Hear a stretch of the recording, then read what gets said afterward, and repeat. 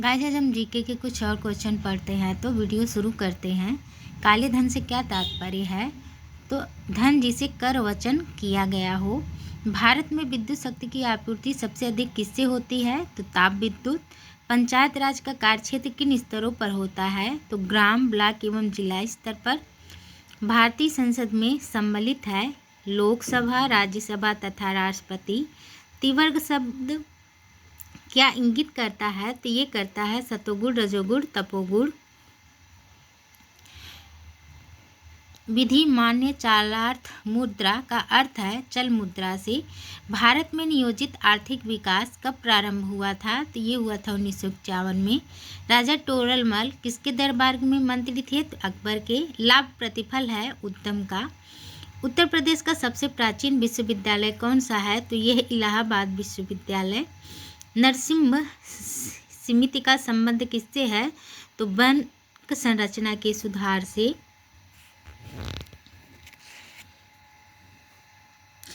कालीबंगा सिंधु सभ्यता का एक प्रमुख स्थल है। यह स्थल स्थित है तो यह राजस्थान में स्थित है। निम्न में से कौन मोहनजोदड़ो की खोज से जुड़ा हुआ है? तो यह है राखलदास बनर्जी। निम्नलिखित में से कौन वैदिक साहित्य का अंग नहीं है? तो यह है पुराण। यजुर्वेद के मंत्रों का संबंध है तो ये धार्मिक अनुष्ठान से। जैन धर्म के प्रथम तीर्थकर कौन थे? तो ये थे ऋषभदेव। बौद्ध धर्म साहित्य को कहा जाता है तो ये कहा जाता है त्रिपिटक। अजंता की गुफाओं में बने चित्रों का मुख्य विषय है तो यह है बौद्ध धर्म। निम्नलिखित में से कौन सी विजय राजेंद्र चोल से संबंधित नहीं है? तो यह है राजपूताना की विजय। तारीख ए फिरोज शाही के लेखक कौन है? तो यह है जियाउद्दीन बर्नी। भारत में तुगलक वंश की स्थापना किसने की थी? तो ये की थी गियासुद्दीन तुगलक ने। भारतीय इतिहास में वर्ष 1885 प्रसिद्ध है तो ये भारतीय राष्ट्रीय कांग्रेस की स्थापना से।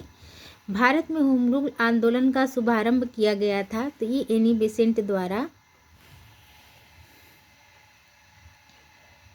पानीपत की तीसरी लड़ाई 1761 में मराठों की हार का एक प्रमुख कारण था तो दिल्ली से संचार व्यवस्था कायम रखने में असफलता।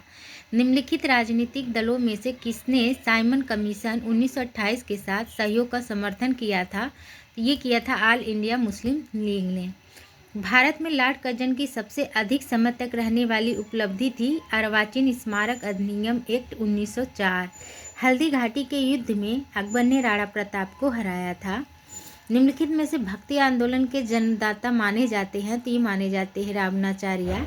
निम्नलिखित में से इस्लाम धर्म को भारतवर्ष में लाने का श्रेय किसे है? तो यह मोहम्मद बिन कासिम को।